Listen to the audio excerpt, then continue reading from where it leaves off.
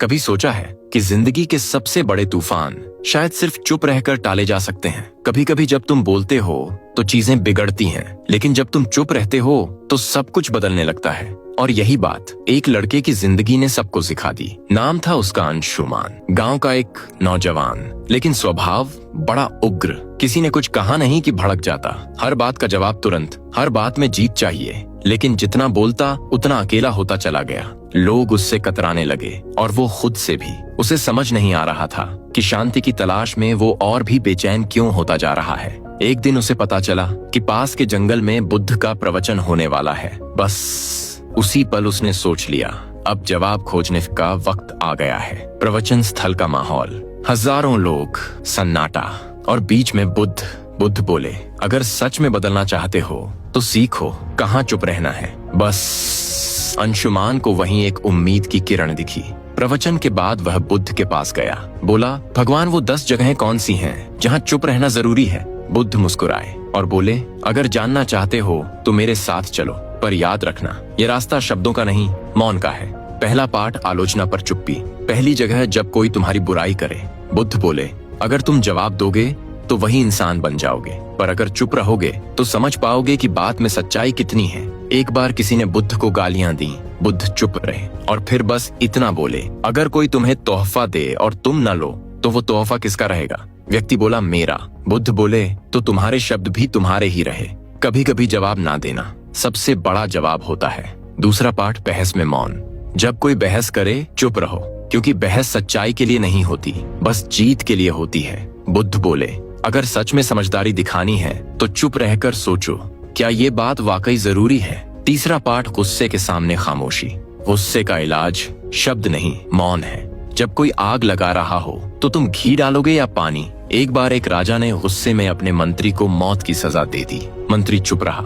अगले दिन राजा को पछतावा हुआ और उसने उसे माफ कर दिया। चुप रहना जान बचा सकता है। चौथा पाठ, अपने दुख में खामोशी। जब दिल टूटे तो शोर मत मचाओ, कभी कभी चुप रहकर रो लेना ज्यादा सुकून देता है। बुद्ध बोले, दुख अंदर से बदलता है, बाहर से नहीं। पांचवा पाठ, जब कोई उकसाए। किसी ने तुम्हें नीचा दिखाने की कोशिश की पर तुम चुप रहे तो समझ लो तुम जीत गए। एक साधु को गांव वाले बार बार चिढ़ाते थे, वो कुछ नहीं कहता था। आखिरकार गांव वाले थक गए, मौन ने उन्हें बदल दिया। छठवां पाठ, जब मदद की जरूरत ना हो। हर जगह सलाह देना जरूरी नहीं होता। अगर कोई नहीं पूछ रहा तो मत बोलो, कभी कभी मौन में ही समझदारी होती है। सातवां पाठ, ज्ञान में विनम्रता। अगर तुम सच में ज्ञानी हो तो चुप रहकर भी तुम्हारी समझ दिखेगी। घमंड करने से ज्ञान खोखला लगता है। आठवां पाठ, जब कोई सच सुनना ही ना चाहे। अगर सामने वाला तैयार ही नहीं है तो सच्चाई दिखाने से कुछ नहीं होगा। बुद्ध बोले, बीज तभी फलता है जब जमीन तैयार हो। सच कहने से पहले सोचो, क्या सामने वाला उसे सुन भी पाएगा? नवां पाठ, जब हालात काबू में ना हो। कभी कभी हालात तुम्हारे हाथ में नहीं होते, ऐसे में रोने धोने से बेहतर है शांत रहकर रास्ता ढूंढना। एक किसान आया बुद्ध के पास, बारिश नहीं हो रही, क्या करूं? बुद्ध बोले, बारिश नहीं बदल सकते पर मेहनत की दिशा तो बदल सकते हो। पाठ, जब दिल भर जाए। जब दिल भर जाए तो चुप रहो। कभी कभी खुशी, शांति, कृतज्ञता इतनी गहरी होती है कि शब्द कम पड़ जाते हैं। एक शिष्य बोला, गुरुजी, शुक्रिया कहना चाह रहा हूँ पर शब्द नहीं मिल रहे। गुरु मुस्कुराए, तेरी चुप्पी ही मेरा धन्यवाद है। बुद्ध ने अंशुमान से कहा, अब इन सब बातों को जिंदगी में उतारो, क्योंकि असली ज्ञान अभ्यास से आता है। अंशुमान कई जगहों पर गया जहाँ लोग उसे अपशब्द कहते, उकसाते, बहस करते, पर हर बार वो बस एक ही चीज करता, चुप्पी। धीरे धीरे लोगों ने महसूस किया, ये लड़का अब पहले जैसा नहीं रहा।